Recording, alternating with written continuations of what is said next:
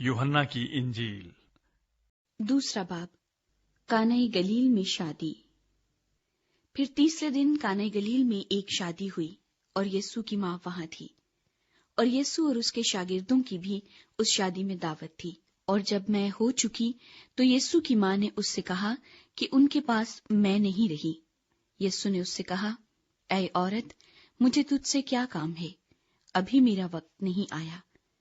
उसकी मां ने खादिमों से कहा, जो कुछ ये तुमसे कहे वो करो। वहां यहूदियों की तहारत के दस्तूर के मुआफिक पत्थर के 6 मटके रखे थे और उनमें 2-2, 3-3 मन की गुंजाइश थी।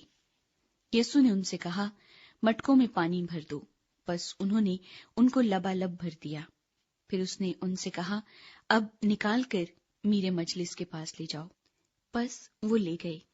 जब मेरे मजलिस ने वो पानी चखा जो मैं बन गया था और जानता न था कि ये कहां से आई है, मगर खादिम जिन्होंने पानी भरा था जानते थे, तो मेरे मजलिस ने दुल्हा को बुलाकर उससे कहा, हर शख्स पहले अच्छी मैं पेश करता है और नाकिस उस वक्त जब पी कर चक गए, मगर तूने अच्छी मैं अब तक रख छोड़ी है।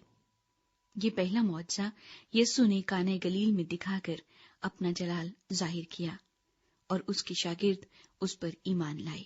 इसके बाद वो और उसकी मां और भाई और उसके शागिर्द कफरनहूम को गए और वहां चंद रोज रहे।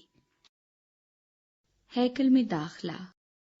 यहूदियों की ईद फसा नजदीक थी और यीशु यरूशलेम को गया।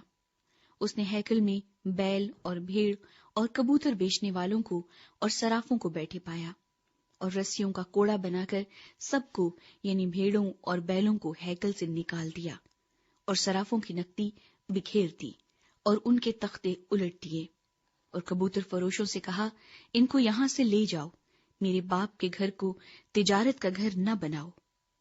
उसके शागिर्दों को याद आया कि लिखा है, तेरे घर की गैरत मुझे खा जाएगी। बस यहूदियों ने जवाब में उससे कहा, तू जो इन कामों को करता है हमें कौन सा निशान दिखाता है? यीशु ने जवाब में उनसे कहा, इस मकदस को ढा दो तो मैं उसे 3 दिन में खड़ा कर दूंगा। यहूदियों ने कहा, 46 बरस में ये मकदस बना है और क्या तू उसे 3 दिन में खड़ा कर देगा?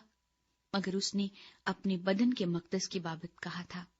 बस जब वो मुर्दों में से जी उठा तो उसके शागिर्दों को याद आया कि उसने ये कहा था और उन्होंने किताबी मुकद्दस और उस कौल का जो यीशु ने कहा था यकीन किया।